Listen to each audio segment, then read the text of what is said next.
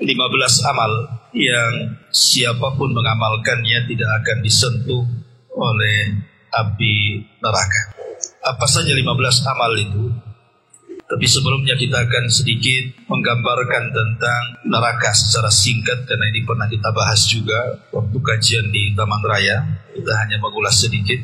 Ma'asyiral muslimin yang muliakan Allah Subhanahu wa taala. Bicara soal neraka, maka bicara soal sesuatu yang gaib. Artinya butuh keimanan yang kuat. Karena sehebat apapun Al-Quran dan Sunnah menceritakan keganasan neraka, kalau keimanan kita kepada neraka itu lemah, maka tetap aja tidak yakin, nggak akan yakin. Bukti kurang yakinnya ya masih melakukan maksiat, padahal jelas maksiat itu salah satu sebab orang dimasukkan ke neraka. Artinya butuh keimanan yang kokoh, baru orang itu takut betul dengan neraka. Dan seluruh kaum muslimin menurut keyakinan ahli sunnah wal jamaah itu pasti akan melewati neraka. Semua kita pasti akan melewati neraka. Dan itu dijelaskan di dalam surah Maryam ayat 71, wa im minkum illa wariduha kana ala rabbika hatman maqdiyah. Dan tidak ada seorang pun dari kalian melainkan akan mendatangi neraka. Hal itu bagi Rabbmu adalah sebuah kemestian dan ketetapan yang jelas. Maksud bahwa kita akan melewati neraka itu karena antara padang mahsyar dengan sorga itu ada titian. Lah titian itu berada di atas jahanam. Nabi SAW mengatakan dalam sebuah hadis yang dikeluarkan Bukhari Muslim, yu'ta bil jisri fayaj'alu baina dhahrai jahannam. Akan didatangkan jembatan kemudian dibentangkan di permukaan neraka jahanam. Kemudian sahabat bertanya, wa mal jisru ya Rasulullah? Apa yang dimaksud jembatan yang dibentangkan di antara neraka jahanam itu? Maka Rasul mengatakan, madhabatun mazillatun alaihi khatatifu wa kalalib wa hasakah laha syaukatun ukaifa takunu bin najdi yuqalu laha sa'dan, kata Rasul. Kata Nabi SAW, jembatan itu teramat sangat licin dan menggelincirkan. Di atasnya terdapat besi-besi pengait dan kawat-kawat berduri yang ujung-ujungnya bengkok. Ia bagaikan pohon yang berduri yang terdapat di Najd, dikenal dengan pohon Sa'dan, pohon yang banyak durinya. Dari sini kita tahu bahwa setiap orang itu akan melintasi neraka. Maksudnya di atas titian itu. Ma'asyiral muslimin yang dimuliakan Allah Subhanahu wa taala. Dan neraka sendiri definisinya adalah darun a'addallahu lil kuffar waliman asa minal muwahhidin. Jadi neraka itu definisinya adalah sebuah tempat yang diperuntukkan untuk orang-orang kafir dan ahli maksiat dari kalangan ahli tauhid. Saya ulangi, neraka itu adalah sebuah tempat yang diperuntukkan untuk orang-orang kafir dan ahli maksiat dari kalangan ahli tauhid. Berarti di sini kita tahu bahwa ada dua kelompok. Dari definisi ini ada dua kelompok yang masuk neraka. Kelompok pertama, kelompok yang dikekalkan apabila masuk tidak pernah keluar. Mereka lah orang-orang kafir. Dan kelompok yang kedua memungkinkan apabila mereka masuk ke dalam neraka ada kesempatan bisa keluar. Dan merekalah ahli maksiat dari kalangan ahli tauhid. Dan inilah keyakinan ahli sunnah. Menyelisih keyakinan siapa? Keyakinan Khawarij dan keyakinan Mu'tazilah. Sebab orang-orang Khawarij dan Mu'tazilah mengatakan kalau orang masuk neraka gak akan keluar.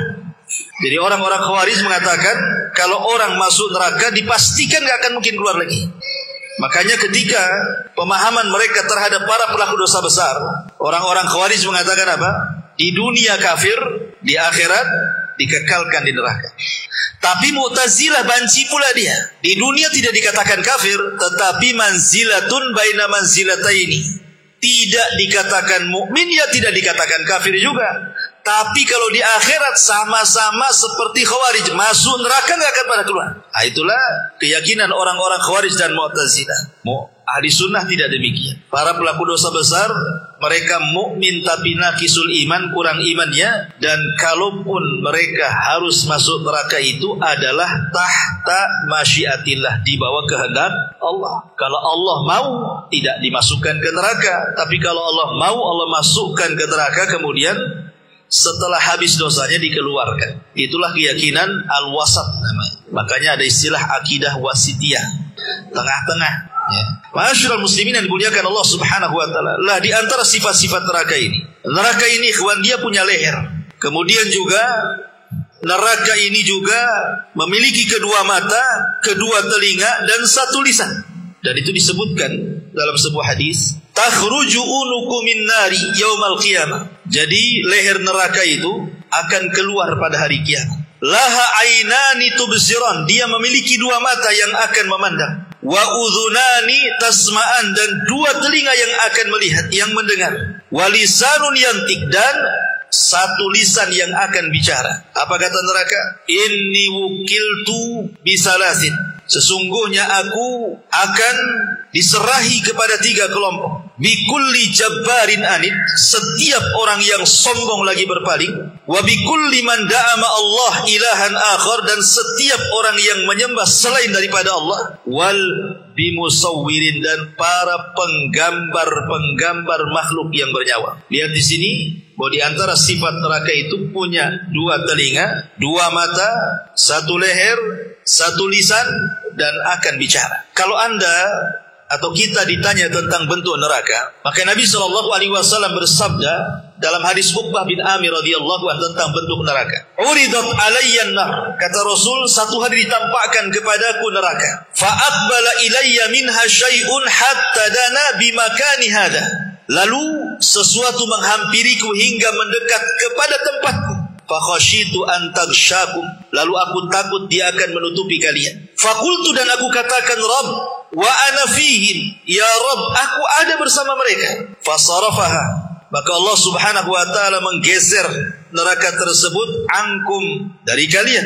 Fa'adbarat kit'atan ka'annaha az-zawabi, atau az-zawabi, maka tiba-tiba dia menghilang, tapi tampak seperti tikar yang sangat luas. Di sini Nabi SAW digambarkan bentuk neraka seperti tikar yang terbentang. Adapun berapa luasnya neraka, maka dalam hadis Abi Hurairah radhiyallahu anhu, Nabi SAW mengatakan, asy-syamsu wal qamar saurani mukawwarani fin nari yaumal qiyamah. Kata Rasul, matahari dan bulan akan digulung di neraka kelak pada hari kiamat. Kalau kita cerita luasnya matahari, luasnya bulan tentu luas sekali. Luas bumi saja 1,3 juta kan itu. Kali lipat mungkin ya kalau matahari dibandingkan dengan bumi. Matahari jauh lebih besar kan. Lah matahari dengan bulan yang sebesar itu, yang matahari saja 1,3 juta lipatan lebih gitu ya, dengan bumi, itu dimasukkan ke dalam neraka. Bagaimana nerakanya gitu maksud. Kalau ada yang bertanya, apa salahnya matahari dan bulan? Kenapa pula dimasukkan ke dalam neraka? Lain kalau manusia yang bermaksiat masuk neraka, wajar karena maksiatnya. Lah maksiat matahari bulan itu apa kan itu? Ini kan makhluk yang tidak bersalah. Allah ketika memasukkan matahari dan bulan itu bukan karena kesalahan matahari dan bulan, tidak. Hanya ingin membantah penduduk neraka bahwa ketika di dunia mereka menyembah matahari dan bulan itu, bahwa keduanya bukan Tuhan. Buktinya Allah masukkan ke neraka gitu maksud. Makanya Allah Subhanahu wa taala mengatakan, la tasjudu lisyamsi wala lil qamari wasjudu lillahi alladzi khalaqahunna in kuntum iyyahu ta'budun. Jangan kalian sujud kepada matahari dan bulan, tapi sujudlah kepada yang menciptakan keduanya. Berarti tidak tahu berapa luasnya neraka ini. Ya kita bisa ukur ketika matahari bulan aja dipendamkan, nah itu kita udah bayangkan.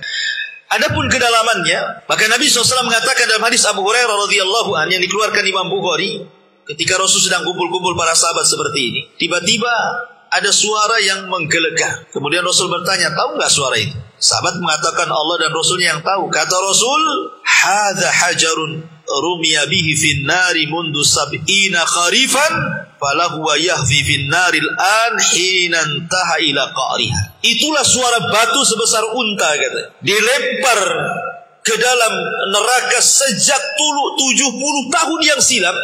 Sekarang baru sampai di dasarnya. Jadi kalau orang terjatuh dari titian itu, ikhwan, masuk ke dalam jahanam, Anda bisa bayangkan. Kita berada terjatuh dari ketinggian di awang-awang itu sampai ke bawah itu baru sampai ketika sudah lewat 70 tahun. Berarti kan tinggi sekali kan. Neraka itu dalamnya luar biasa. Kalau batu ditimpakan sebesar unta dari titian ke jahanam itu baru sampai di dasarnya setelah 70 tahun perjalanan.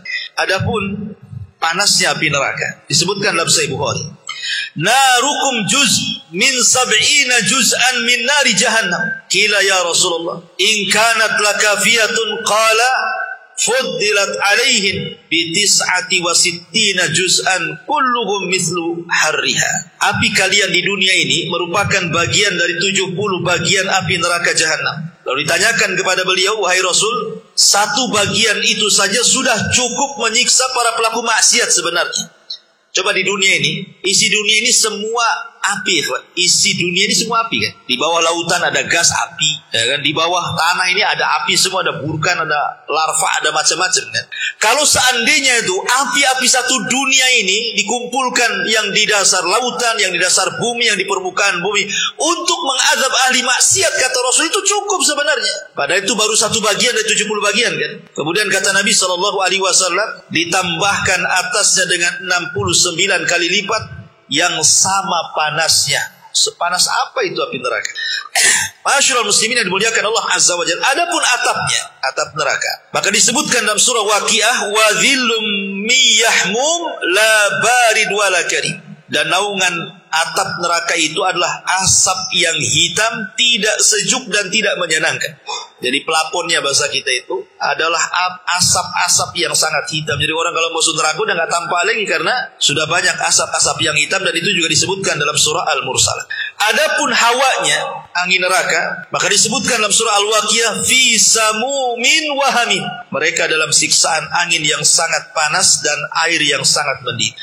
Adapun bahan bakarnya, maka Allah mengatakan dalam surah Al-Baqarah 24, wa quduhan nas wal hijarah. Bahan bakarnya manusia dan bebatuan. Adapun kengeriannya, Allah katakan dalam surah Mursalat 32, innaha tarmi bisyararin kal kausar. Sungguh neraka itu menyemburkan bunga api sebesar dan setinggi-tinggi istana. Adapun suaranya, maka disebutkan dalam surah Al-Furqan 12, idza ra'atkum min makanin ba'id sami'u laha taghayyudan wa zafira.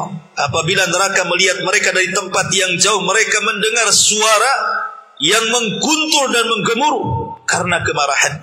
Adapun para penjaganya, neraka akan dijaga oleh para malaikat yang bersaf-saf. Tidak ada yang bisa keluar dari api neraka. Kullama aradu an yakhruju minha u'idu fiha. Setiap orang ingin kabur dari neraka, dihalau dimasukkan lagi, dihalau dimasukkan lagi.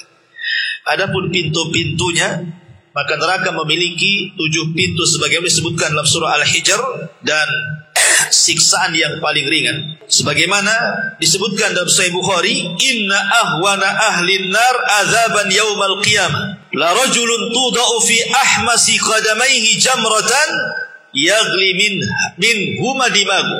Sesungguhnya seringan-ringan siksa ahli neraka pada hari kiamat orang yang diletakkan bara api di bawah tumitnya namun mampu mendidihkan kepalanya. Na'udzubillah. Ini gambaran neraka.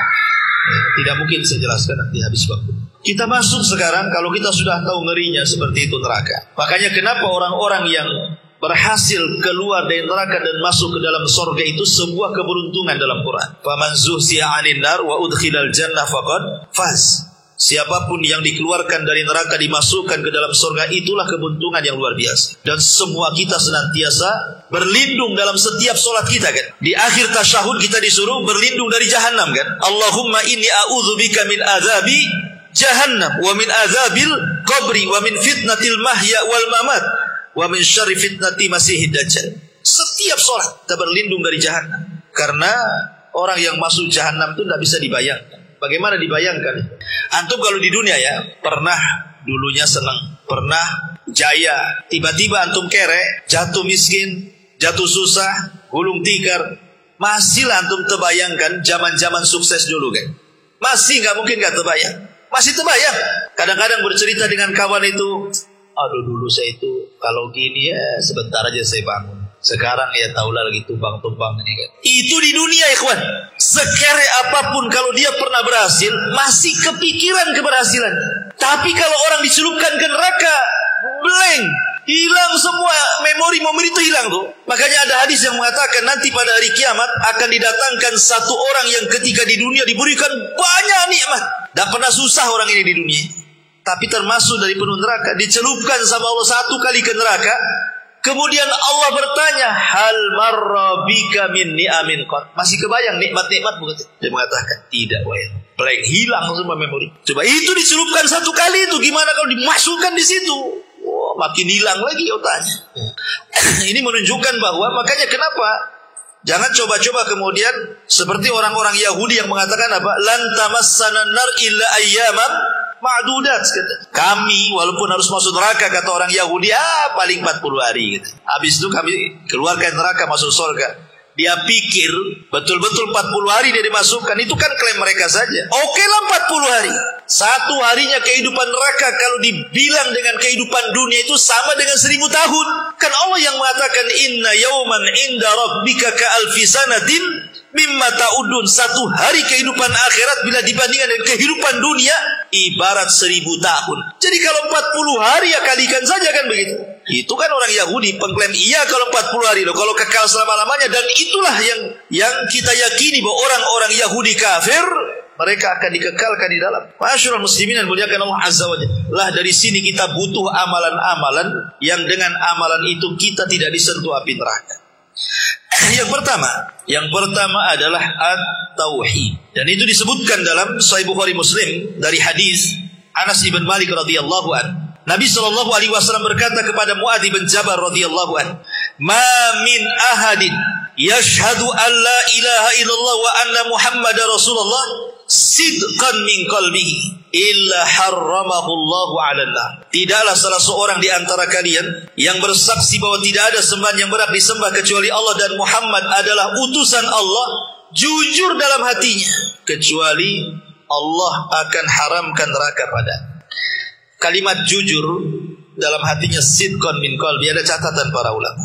Ya, maksudnya begini, ikhwan. Apakah hanya semata-mata tauhid itu seseorang akan terbebas dari api neraka? Semata-mata mentauhidkan Allah. Anggaplah dia berzina, dia mencuri, dia riba, yang penting tidak datang ke dukun, yang penting tidak percaya jimat dan tangkal, yang penting tidak minta-minta ke kuburan, ke orang-orang soleh. Pokoknya saya tauhid mantap Ustaz. Ya. Tapi kalau riba masih lah.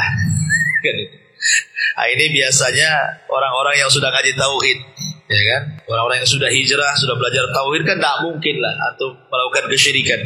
Takut malah kita kalau melakukan kesyirikan. Tapi kalau dosa besar masih juga nipu, masih juga gibah, masih juga bohong dan begitu seterusnya kan? Ya. Lah pertanyaannya, apakah kemudian semata-mata orang mentauhidkan Allah itu sudah mencukupkan modal dia terbebas dari api neraka dan direct masuk surga? Tidak. Karena kalimat sidqan min qalbihi maksudnya jujur dalam hatinya. Tauhid itu melahirkan iman.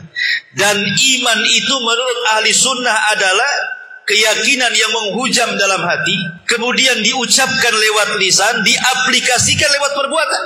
Berarti kalau hanya mengucapkan la ilaha illallah walaupun dia yakin dengan tauhid, kalau lisannya belum mengaplikasikan hatinya atau perbuatannya belum mewujudkan apa yang dikatakan lisannya, berarti belum mentauhidkan Allah secara sempurna. Dari sini kita tahu berarti ada tauhid yang sempurna, ada tauhid yang kurang sempurna.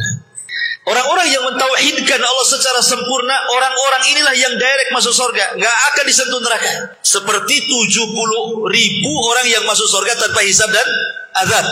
Itu kan tauhidnya sempurna tuh. Tidak minta diruqyah, tidak minta dikai, tidak tatayur. Kemudian mereka pun bertawakal kuat kepada Allah. Ia direct masuk surga. Tapi ada orang-orang yang tauhidnya kurang sempurna.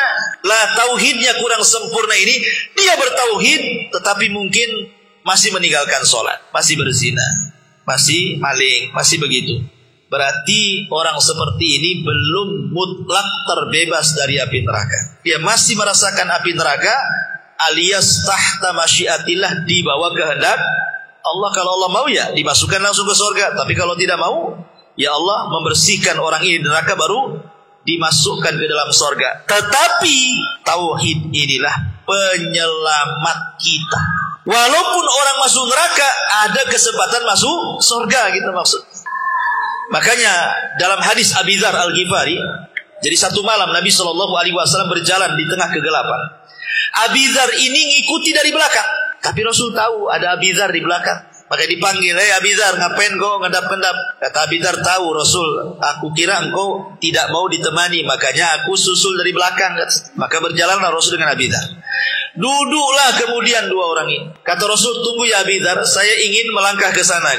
Akhirnya Rasul pun meninggalkan Abi Dzar. Kemudian di situ ada sebuah lembah, Rasul SAW berdiri di situ. Tiba-tiba kemudian Abi Dzar mendengar Rasul mengatakan, wa in zana wa in saraq, wa in zana wa in saraq. Walaupun dia berzina, walaupun dia mencuri. Abi Dzar bingung, apain Rasul ngomong begitu? Setelah itu Rasul SAW kembali kepada Abi Dzar. Abi Dzar bertanya, Rasul, saya tadi mendengar engkau mengatakan wa in zana wa in saraq.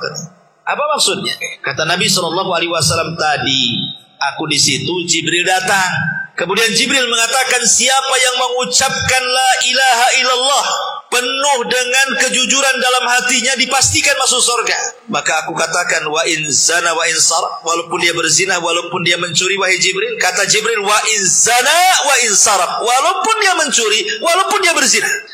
Ulama ketika mensyarah hadis ini, dia mengatakan, maksudnya kalimat wa in zana wa in saraq di sini, orang yang bertauhid walaupun dia berzina, walaupun dia mencuri, maksudnya ada kesempatan masuk surga walaupun dia harus masuk neraka dulu. Itu maksudnya. Tetapi pembahasan yang kita jelaskan di sini adalah tauhid yang betul-betul tidak menyentuh pelakunya api neraka adalah tauhid yang sempurna. Betul-betul dia menjalankan tauhid itu dengan rukun-rukun dan syarat-syaratnya. Ini yang pertama. Yang kedua, al-jihadu fi sabilillah. Orang yang berjihad di jalan Allah Subhanahu wa taala. Berperang maksudnya. Nabi SAW mengatakan, man ighbarrat qadamahu fi sabilillah harramallahu 'alan nar. Barang siapa yang kedua kakinya penuh dengan debu karena dia berperang di jalan Allah Subhanahu wa taala, maka cukup baginya Allah haramkan neraka padanya. Ini yang kedua, tidak perlu dijelaskan yang kedua. Kita menjelaskan yang penting-penting saja. Kemudian yang ketiga, muhafadzatu 'ala shalawatil khamsati fi waqtiha. Menjaga salat 5 waktu tepat pada waktunya.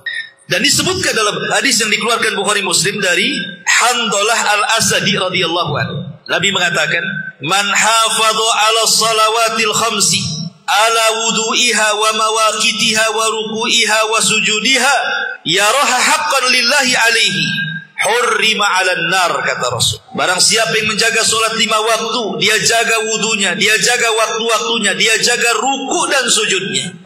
Ikhwan, kalau kita membahas masalah salat, biasanya selalu diulang-ulang kalimat ruku dan sujud. Kenapa? Karena bagian ini yang dilalaikan manusia. Biasanya orang kalau ruku cepat-cepat, sujud inginnya cepat-cepat, tapi kalau berdiri dia bisa lama-lama.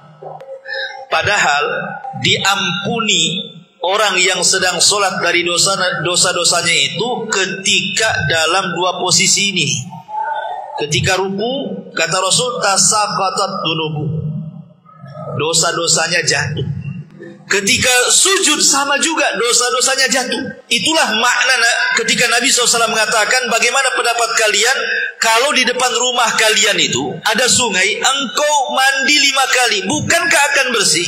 Kata sahabat, tentu ya Rasul, pasti badan kami bersih dari daki-daki dan kotoran itu. Begitulah sholat 5 waktu kepada dosa-dosa kalian. Artinya sholat 5 waktu itu bisa bersihkan dosa. Kapan dosa itu jatuh dalam sholat? Ketika ruku dan sujud gitu. Makanya hadis yang mengatakan ada 60 tahun orang sholat tapi kok tidak diterima sholatnya. Maka Rasul mengatakan karena tidak pernah lurus ketika ruku dan sujud itu. Tidak tumanina, asal-asalan ruku dan sujudnya. Makanya tidak diterima. Karena 2 posisi itu sebenarnya dosa-dosa kita itulah diampuni. Terjatuh tuh berguguran, berjatuhan tuh ketika antum ruku, ketika antum sujud. Makanya perhatikan tuh ketika ruku dan sujud itu. Terutama kalau antum sholat sunnah sendirian kan itu. Agak dilamakanlah ruku itu dan sujud itu. Karena waktu itulah dosa kita runtuh, rontok kan itu. Makanya di sini dibawa-bawa. Barang siapa yang menjaga sholat 5 waktu, dia jaga wudunya, dia jaga waktu-waktunya, dia jaga ruku dan sujudnya. Maka dan dia melihat bahwa perkara itu sebuah hak tuntutan untuk Allah, maka diharamkan padanya api neraka. Apalagi anggota sujud itu ada hadis secara khusus kan, haramallahu 'alan nar an ta'kula atharas sujud. Allah haramkan bagi orang yang suka sujud anggota-anggota sujud. Makanya ketika orang-orang yang masuk ke dalam neraka dan dapat syafaat, kan malaikat kan akan mengambil, dan malaikat tidak akan mengenali orang-orang yang masuk neraka yang akan diselamatkan karena syafaat atau karena rahmat Allah kecuali dari cahaya anggota wudhu. Jadi di neraka itu nampak orang-orang yang rajin sujud, kalaupun dia harus masuk neraka, dari situlah malaikat mengenali orang-orang yang masuk neraka kemudian diselamatkan.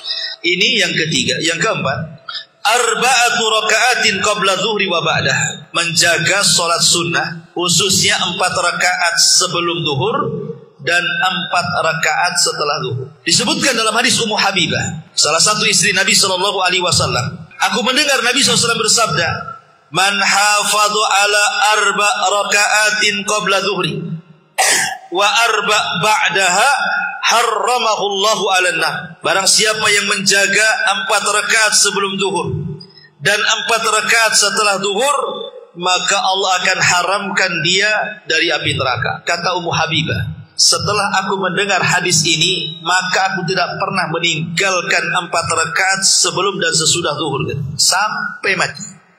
Kata Ummu Habibah. Makanya karena keutamaannya besar, sampai Asy-Syaikh Ibnu Utsaimin rahimahullahu taala ketika ditanya tentang hukum orang yang biasa melakukan qobliyah zuhur, tapi karena kesibukannya akhirnya dia luput tidak melaksanakan qobliyah zuhur. Umpamanya antum mengejar ke masjid, tahu-tahu sudah qomat, artinya kan tidak sempat qobliyah kan. Maka kata beliau, maka dia boleh mengqadha setelah zuhur. Jadi berapa rakaat? Ya, 2 rakaat saja. Diqadha setelah zuhur 2 rakaat. Ditambah dengan 4 rakaat setelah zuhur berarti 6 rakaat. Itu maksudnya ya. Jadi kalau yang luput qobliyah zuhur, maka bisa diqadha setelah zuhur tambah 2 rakaat lagi. Kan setelah zuhur 4 rakaat, tambah 2 rakaat lagi katanya. Berarti jadi 6 rakaat, tetapi bukan 6 rakaat sekali salam, tentu 2 rakaat salam, 2 rakaat salam gitu maksudnya. Dan ini juga senada dengan Syekh bin Baz rahimahullahu taala ketika ditanya, maka beliau mengatakan idza fatathu as-sunnatul qabliyatu sunnatadz zuhur. Apabila seseorang luput melaksanakan sunnah qabliyah, sunnah zuhur, fasunnatu yusalliha ba'da zuhri, maka disunnahkan dia salat setelah zuhur. Dan itu berdasarkan hadis Nabi sallallahu alaihi wasallam, Rasul pernah luput sunnah qabliyah zuhur, kemudian beliau qadha setelah zuhur. Karena ada perbedaan ya, kalau qabliyah itu waktunya pendek, kalau qabliyah waktunya pendek karena antara adzan dan qomat. Tapi kalau ba'diyah itu panjang karena sampai habis waktu sholat. Umpamanya habis zuhur nih kan, ke asar kan panjang tuh, gitu ya. Maka memungkinkan mengqadha gitu ya. Tapi kalau qabliyah kan pendek karena habis adzan ke qomat, itu pendek kali. Makanya dibolehkan qadha kan. Ini yang keempat. Kemudian yang kelima, idrab takbiratul ihram 40 yauman mutataliyatan. Antum salat mendapatkan takbiratul ihram imam selama 40 hari berturut-turut. Selama 40 hari berturut-turut antum mendapatkan takbiratul ihram imam. Yang disebutkan dalam Sahih Al-Jami' yang disahihkan oleh Syekh Nasir Al-Albani, Nabi SAW mengatakan dari hadis Anas bin Malik radhiyallahu an, man shalla lillahi 40 yawman fi jama'atin yudrik takbiratul ula kutibat lahu bara'atun min nar wa bara'atun minan nifaq. Barang siapa yang salat karena Allah 40 hari dalam jamaah mendapatkan takbiratul ihram, maka akan dicatat 2 baro'ah. Apa baro'ah? Berlepas diri. 1 berlepas diri dari api neraka, dan 1 berlepas diri dari sifat nifak. 40 hari saja tapi berturut-turut. Makanya untung orang-orang yang mondok di pesantren di bertahun-tahun kan nih. Kita ini yang sudah di masyarakat ya mungkin 1 hari 5 waktu lah, jangan sampai luput dari takbiratul ihram aja tidak bisa. Mesti ada yang luput 1 ya kan. Coba kalau kita azamkan sajalah demi supaya kita tidak disentuh api neraka kan itu. 40 hari betul-betul antum fokus gitu ya. Sebelum qomat sudah ada gitu. Wah itu mantap ikhwan. Baik, kemudian yang keenam, muhafadzatu an salati subhi wal asri fi waqtiha, berusaha menjaga 2 salat wusta, subuh dan asar. Kata Nabi sallallahu alaihi wasallam, la yalijin nar man shalla qabla tulu'i syamsi wa qabla ghurubiha. Tidak akan disentuh api neraka orang yang menjaga salat sebelum terbit matahari artinya subuh dan sebelum terbenam matahari artinya asar. Karena begini ikhwan, zuhur dan asar dan subuh ini adalah solat yang mendapatkan 2 pahala. Kalau yang lain 1 pahala, tapi khusus subuh dan asar itu dapat 2 pahala. Subuh dapat 2 pahala, asar dapat 2 pahala. Kalau zuhur 1 pahala, maghrib 1 pahala, isya 1 pahala. Tapi kalau zuhur 2, kalau subuh 2, kalau asar 2. Macam mana caranya? Nabi SAW mengatakan, yata'aqabuna fikumul malaikatul laili wa malaikatul nahar. Jadi setiap hari Allah tugaskan 2 malaikat pencatat kebaikan. Ada malaikat malam, ada malaikat siang tuh. Pertemuannya di 2 waktu ini. Jadi kalau malaikat siang, mereka hendak mencatat orang-orang yang baik di siang hari, turun di waktu subuh ketika manusia sedang sholat subuh. Dia catat si fulan sholat subuh. Kemudian sampai asar. Ketika asar dia akan harus melaporkan tuh catatannya. Ketika manusia sedang sholat asar, dia catat si fulan sholat asar. Di waktu yang sama, malaikat malam turun mencatat juga dia sholat asar. Kemudian sampai malam, dia mencatat apakah si fulan itu tahajud, baca Quran, witir atau berdoa atau apa tuh zikir itu ya. Sampai subuh. Sebelum dia naik ke atas, dia pun mencatat sholat subuhnya. Sebelum turunnya malaikat siang. Berarti zuhur dicatat 1 malaikat siang saja. Asar dicatat malaikat siang dan malam. Maghrib dicatat malaikat malam saja. Isya dicatat malaikat malam saja. Subuh dicatat malaikat malam dan malaikat siang. Makanya 2 solat ini sangat istimewa, disebut wusta, yang Allah katakan hafidhu ala salawati was salatil wusta. Jaga oleh kalian 5 waktu solat, terutama solat wusta, maksudnya asar dan subuh, gitu maksudnya. Ini yang keenam. Kemudian yang ketujuh, ainun bakat min khasyatillah, mata yang menangis karena takut kepada Allah. Wa ainun tabitu tahrusu fi sabilillah, dan mata yang tidak pernah tidur karena menjaga orang-orang yang sedang jihad di jalan Allah. Kata Nabi SAW, laisa syai'un ahab ilallah min qatrataini. Tidak ada sesuatu yang paling dicintai Allah. Laisa syai'un ahab, tidak ada sesuatu yang paling dicintai Allah dibandingkan 2 tetes air mata. Qitratun min dumu'in fi khasyatillah, tetesan air mata saat takut kepada Allah. Wa qitratu damin tahraq fi sabilillah, dan tetesan darah yang dia teteskan saat jihad di jalan Allah Azza wa Jalla. Ma'asyiral muslimin yang dimuliakan Allah Azza wa Jalla, kalau seandainya antum terbangun malam-malam, kemudian antum wudu, kemudian tahajud, kemudian merenunglah dosa-dosa kita, takut akan mati, takut akan dosa gitu ya. Tiba-tiba antum meneteskan air mata karena takut, maka tetesan air mata yang antum teteskan di waktu tidak ada orang yang tahu kecuali antum dengan Allah, itulah tetesan air mata yang akan menyelamatkan kita dari api neraka. Kata Rasul, ketika Nabi SAW bicara soal 7 kelompok yang akan mendapatkan naungan di hari yang tidak ada naungan kecuali naungan arsy Allah, salah satunya adalah rajulun dzakarallaha khaliyan fafadat aina, seorang laki-laki yang mengingat Allah bersendirian antara dia dengan Allah, disitulah dia meneteskan air mata. Ini yang nomor 7. Yang nomor 8, ghaddul basar, berusaha untuk menundukkan pandangan dari yang haram. Kata Nabi SAW, salasatun la tara a'yunuhum nar, 3 orang yang mata-mata mereka tidak akan melihat neraka. Mata-mata mereka tidak akan melihat neraka. Ainun harasat fi sabilillah, mata yang menjaga orang-orang yang berjihad di jalan Allah. Wa ainun bakat min khasyatillah, mata orang yang menangis karena takut kepada Allah. Dan yang ketiga, ainun ghaddat an maharibillah, dan mata yang berusaha menundukkan, tidak memandang hal-hal yang diharamkan oleh Allah Subhanahu wa taala. Dan ini yang agak sulit ya, apalagi dengan dunia medsos. Sekarang itu antum pakai handphone ya, nengok-nengok YouTube itu pula yang keluar. Nengok Facebook itu pula gambarnya keluar. Agak sulit ini ya, gotul basar. Tapi ya minimalnya usaha lah kan. Kemudian yang nomor 9, as-sabru ala faqril aulad. Sabar kalau seandainya salah seorang di antara anak kita meninggal dunia. Karena Rasul mengatakan la yamutu li ahadin minal muslimina salasatun minal walad fatamassahun nar illa tahillatal qasam. Apabila seseorang meninggal anak dari 3 anak, maka dia tidak akan disentuh api neraka kecuali hanya lewat saja di titian itu. Ya memang semua orang akan melewati titian kan, tapi dia tidak akan disentuh api neraka kalau dia sabar. Kalau anaknya sabar, karena salah satu kesabaran tingkat tinggi dalam musibah itu apabila si buah hati itu meninggal dunia. Kalau orang tua meninggal dunia ya musibah juga, tetapi kan paling beberapa hari sudah hilang sedihnya kan. Kalau istri antum meninggal, memang itu yang mau dimaukan antum biar bisa kawin lagi kan. Begitu juga suami kalau meninggal itu yang Anda doakan kapan suami meninggal. Dolim kali dia sama saya gitu. Artinya oke lah dia yang dicintai kita, ya setahun 2 tahun bisa lah kan.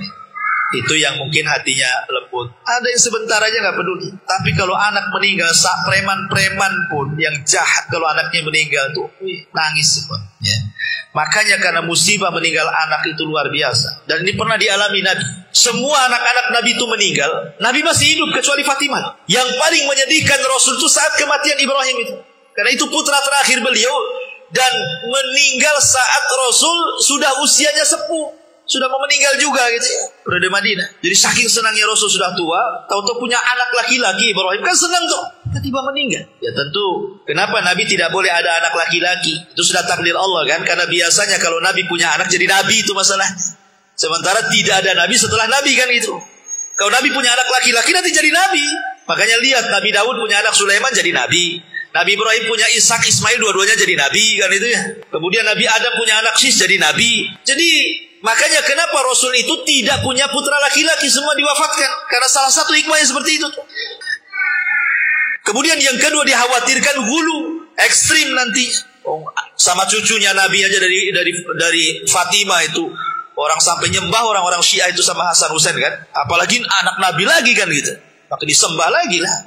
Jadi Nabi SAW saat kematian Ibrahim itu sedih mendalam. Sampai dia nangis 3 hari.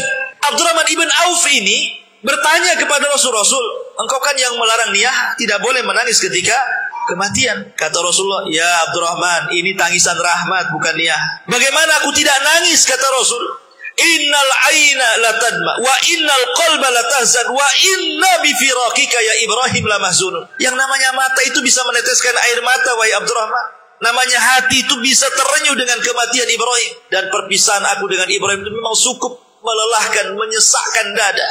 Ini air mata rahmat. Tidak apa-apa, bapak sayang dengan anak, wajar kan. Jadi yang dibolehkan nangis itu maksudnya nangis karena sayang, bukan menolak takdir gitu. Kenapa anak satu-satunya kok ambil pula ya Allah? Nanti siapa yang warisi warisan saya itu? Menolak takdir itu. Nanti kalau sudah besar siapa yang merawat saya? Kalau sudah tua saya gak punya anak, Allah yang merawat insya Allah. Kemudian yang nomor 10, al-insan al-hayyin layyin sahtobah. Orang yang mudah, lembut, memudahkan orang, tidak mempersulit orang. Orang yang menyederhanakan masalah, mungkin begitu bahasa. Karena ada orang yang membesarkan masalah kecil jadi besar, ada yang menyederhanakan masalah besar jadi kecil gitu. Orang yang mudah sama orang tuh mudah sekali. Sering kasih udzur ya sudah, disakiti ya saya maafkan. Ya kalau jadi jualan hanya gara-gara kembali 1.000 ya gak apa-apa, ambil aja kan. Mudah. Jangan gara-gara 1.000 penjual itu nyari 1 keliling pasar gara-gara antum beli 1 jam dia baru dapat. Nah, laku lah jualannya. Itu namanya persulit pedagang. Kata Nabi SAW, ala ukhbirukum biman yahrumu 'alan nar. Maukah ku kabarkan orang yang diharamkan neraka padanya? Maka kata Rasulullah, kullu qaribin hayyinin sahih. Orang yang dekat, orang yang mudah, orang yang supel, orang yang sederhana, itulah mereka salah satu sifat orang-orang yang tidak disentuh api neraka. Kemudian yang nomor 11, al-iman billahi wal yaumil akhir. Orang yang kuat keimanannya dengan Allah dan hari akhir. Kuat keimanannya dengan kematian, dan itu juga disebutkan di dalam Quran. Allah Subhanahu wa taala mengatakan alladzina yaquluna rabbana innana amanna faghfir lana dzunubana wa qina adzabannar ila akhiril ayat. Kemudian yang nomor 12, menjaga rawatib, ya, menjaga sunnah rawatib. Berapa sunnah rawatib? 12. 12 ini 2 rakaat sebelum subuh, 4 rakaat sebelum zuhur, sudah 6. Ya, kemudian 2 rakaat setelah zuhur, 8. 2 rakaat setelah maghrib, 10. Ya kan? Kemudian 2 rakaat setelah isya, berarti 12. Tapi ada yang berpendapat 10 dengan mengurangi 4 rakaat sebelum zuhur. Bagi yang mengatakan 2 rakaat setelah zuhur, sebelum zuhur berarti 10 rakaat. Bagi yang mengatakan sebelum zuhur 4 rakaat berarti 12 rakaat. Itu khilafnya. Jadi rawatib itu ada yang berpendapat 10 rakaat, ada yang berpendapat 12 rakaat. Dari mana khilafnya? Dari sholat rawatib qobliyah zuhur. Bagi yang 10 berarti sebelum zuhur 2 rakaat gitu ya. Bagi yang 12 berarti sebelum zuhur 4 rakaat. Di situ perbedaannya. Dan Nabi mengatakan, "Man shalla fi yaumin isnatai asyrata rak'atan haramallahu lahmahu 'anil nar." Barang siapa yang salat dalam satu hari 12 rakaat, Allah haramkan dagingnya dari api neraka. Kemudian yang nomor 13, as-saum. Orang yang merutinkan puasa sunnah, Senin Kamis, puasa Daud, Ayamul Bid, puasa sunnah lah. Nabi SAW mengatakan dalam hadis Muslim, "Man shoma yauman fi sabilillah ba'adallahu wajhahu 'anil nar sab'ina kharifa." Barang siapa yang berpuasa satu hari saja karena Allah, maka Allah akan jauhkan wajahnya dari api neraka 70 tahun. Ada yang mengatakan 70 musim. Ini yang nomor 13. Yang nomor 14, as-sahar fi sabilillah. Begadang karena di jalan Allah, seperti antum bertalabul ilmi, antum baca buku di malam hari gak tidur gitu ya. Ataupun antum dengerin YouTube kajian sampai gak tidur. Ya, memang betul-betul gak tidurnya itu karena dengar kajian, karena mencari ilmu gitu maksudnya. Bukan karena gak bisa tidur, karena mikir utang, bukan itu ya. Maksudnya ya betul-betul antum menyengajakan malam-malam tidak tidur itu untuk murojaah ya, maka itu namanya as-sar fi sabilillah ya. Kata Nabi SAW, hurrimat ainun 'alan nar sahirat fi sabilillah. Diharamkan mata dari api neraka orang yang terjaga karena di jalan Allah Subhanahu wa taala. Karena dan di jalan Allah salah satunya thalabul ilmi. Kemudian yang 15, zikrullah wa tauhiduhu indal maut. Senantiasa banyak berzikir dan dia bisa mengucapkan tauhid ketika kematiannya. Disebutkan dalam hadis yang dikeluarkan Imam Ibnu Majah dari Abi Sa'id Al-Khudri, Nabi SAW mengatakan, "Idza qala al-'abdu," apabila seorang hamba berkata, "La ilaha illallah wallahu akbar." Yaqulullahu azza wa jalla, "Sadaqa abdi, la ilaha illa ana wa ana akbar." Apabila seorang hamba mengatakan tidak ada sesembahan yang berhak disembah kecuali Allah dan Allah Maha Besar, maka Allah mengatakan, "Hambaku telah benar. Ya, tidak ada sesembahan yang berhak disembah kecuali aku dan aku Maha Besar." Wa idza qala al-'abdu, tetapi kalau hamba mengatakan la ilaha illallah wahdah, tidak ada sesembahan kecuali Allah saja, maka Allah mengatakan, "Sadaqa abdi, hambaku telah benar. La ilaha illa ana wahdi," karena tidak ada sembahan yang berhak disembah kecuali aku saja. Wa idza qala, dan apabila hamba berkata la ilaha illallah la syarikalah, tidak ada sembahan yang berhak disembah dan tidak ada sekutu baginya, maka Allah katakan, "Sadaqa abdi, hambaku telah benar. La ilaha illa ana wa la syarikali." Tidak ada sembahan yang berhak disembah kecuali aku dan tidak ada sekutu bagiku. Wa idza qala, dan apabila hamba berkata la ilaha illallah lahul mulku wa lahul hamdu, tidak ada sembahan yang berhak disembah kecuali Allah, bagi dia kerajaan dan pujian, maka Allah mengatakan, "Shadaqa abdi, hambaku telah benar. La ilaha illa ana, tidak ada sembahan kecuali aku. Li al mulk wa li alhamdu, karena kekuasaan dan pujian itu hanya milikku." Wa idza qala, dan apabila hamba berkata la ilaha illallah wa la haula wa la quwata illa billah, tidak ada sembahan yang berhak disembah kecuali dan tidak ada kekuatan kecuali milik Allah, maka Allah mengatakan, "Shadaqa abdi, hambaku telah benar. La ilaha illa ana, tidak ada sembahan yang berhak kecuali aku. Wala haula wala quwata illa bi, tidak ada daya dan kekuatan kecuali milik aku." Apa kata Rasulullah? Man ruziqahunna inda mauti. Siapa yang salah satu lafaz ini antum baca, berhasil antum baca sebelum matinya, ketika antum sedang sakaratul maut, lam tamassahun nar, maka antum tidak akan disentuh api neraka. Ya, dari lafaz-lafaz ini. Entah antum membaca la ilaha illallah Allahu akbar kemudian mati, atau antum membaca la ilaha illallah wahdah, atau antum membaca la ilaha illallah syarikalah, atau antum membaca la ilaha illallah lahul mulku wa lahul hamdu, atau membaca la ilaha illallah haula wala quwata illa billah. Pokoknya dari bacaan-bacaan ini kemudian Allah takdirkan meninggal antum di atas bacaan ini, maka Rasul mengatakan dia tidak akan disentuh api neraka. Artinya mati di atas tauhid, itu maksudnya. Inilah 15 amalan yang disebutkan para ulama, dan kita tidak akan disentuh api neraka. Tapi ada sebaliknya. Sebaliknya itu justru dia tidak akan disentuh surga. Siapa mereka? Satu, orang musyrik tidak akan disentuh surga. Orang musyrik masuk neraka kekal di dalam. Lain asyrakta la yahbatanna amaluka wa la takunanna minal khasirin. Innallaha la yusyrik innallaha la yaghfiru an yushraka bihi wa yaghfiru ma duna dzalika liman yasha. Wa man yusyrik billahi faqad harramallahu alaihil jannah. Dan banyak hadis-hadis ayat-ayatnya. Siapa yang melakukan kesyirikan haram padanya surga. Yang kedua, al-muntahir, orang bunuh diri. Ya, orang bunuh diri. Nabi SAW mengatakan dia akan kekal di neraka. Maksudnya kekal di neraka itu lama gitu maksud. Jadi kalau ada bahasa kekal, baik di Quran ataupun Sunnah, berarti maknanya dua. Makna kekal ya kekal tidak akan keluar. Makna kekal saking lamanya disebut kekal gitu maksud. Seperti orang yang membunuh seorang mukmin secara sengaja. Allah mengatakan apa? Wa man yaqtul mu'minan muta'ammidan fajaza'uhu jahannam khalidan fiha. Siapa yang membunuh seorang mukmin secara sengaja maka akan masuk neraka, dikekalkan di dalamnya. Bukan kekal enggak keluar maksudnya. Saking lamanya Allah sebut kekal gitu maksud. Sebab kalau seandainya kekal itu maknanya kekal tidak akan keluar, ini khawarij namanya. Ini orang-orang Mu'tazilah yang mengatakan seperti itu. Ahli sunnah bukan khawarij, ahli sunnah bukan Mu'tazilah yang kalau orang masuk neraka enggak keluar lagi, tidak. Jadi kalimat kekal, ada yang kekal selamanya, ada yang dimaksud kekal itu saking lamanya sampai Allah mengatakan kekal gitu maksud. Ya, orang yang bunuh diri itu seperti itu. Ya. Padahal niatnya bunuh diri itu supaya mengakhiri, supaya dari keperitan hidup kan. Malah masuk neraka lama-lama pula di situ. Tujuannya itu mau istirahat orang bunuh diri itu. Malah masuk neraka kekal pula lama-lama di situ. Kemudian yang nomor 3, al-imamul ghas li ra'iyati. Ini pemimpin yang ghas, penipu rakyatnya. Ini musim kampanye nih, musim politik. Wah, semua janji keluar. Kalau aku jadi presiden, bla bla bla bla bla bla. Jangan kan presiden, ya aja banyak kali janji. Udah jadi, mana ada janji? Ada, hilang janji. Kemudian qati'ur rahim, memutus silaturahim. Kemudian manida ila ghairi abi, mengklaim kepada yang bukan bapaknya, ngaku turunan Nabi padahal tidak sampai ke Nabi, yang ada ke Abu Jahal pula.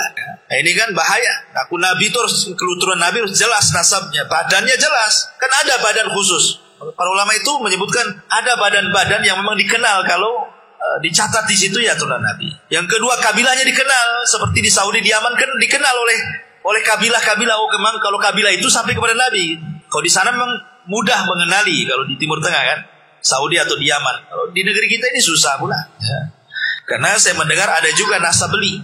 Jadi kalau ingin beli sampai ke turunan Nabi itu beli nasab. Oh, masa nasab dibeli? Padahal mengaku kepada yang bukan turunannya tidak boleh. Pamannya antum ngambil anak angkat kemudian dinasabkan kepada bapak angkat, tidak boleh. Kenapa?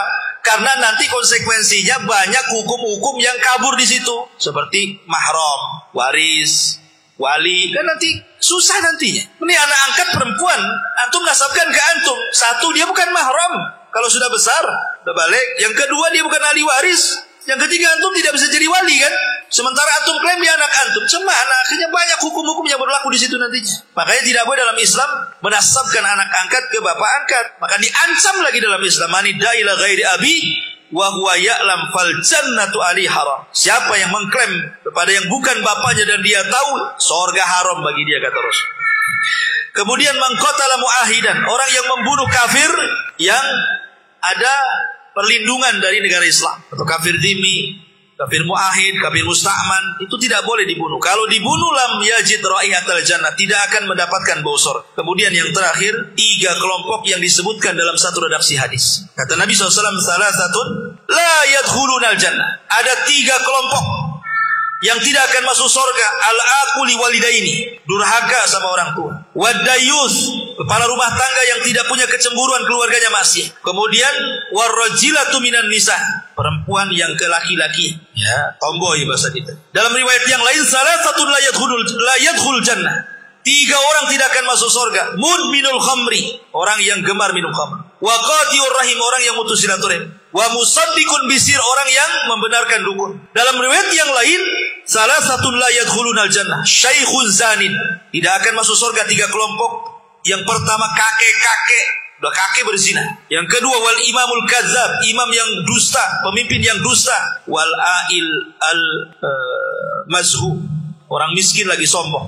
Miskin sombong lagi. Nah, berarti kalau kita dikumpulkan di sini 3 orang dalam satu redaksi. Pertama, orang yang durhaka dengan orang tua. Yang kedua, dayus kepada rumah tangga yang tidak punya kecemburuan. Yang ketiga, wanita-wanita yang menyerupai laki-laki atau sebaliknya. Yang keempat, orang-orang yang gemar minum khamar. Yang kelima, orang yang membenarkan sihir. Yang keenam, kakek-kakek sudah tua masih suka berzina. Yang ketujuh, pemimpin dusta. Dan yang kedelapan, orang miskin sombong. Nah, ini disebutkan mereka tidak akan masuk surga. Artinya tidak masuk surga awalian. Maksudnya tidak akan masuk surga bersama rombongan yang awal-awal gitu maksud. Bukan sama sekali gak masuk surga. Artinya maksudnya tidak masuk surga bersama orang-orang yang awal. Dia belakang tak masuk neraka dulu baru masuk surga begitu maksud. Nah inilah diantara orang-orang yang diharapkan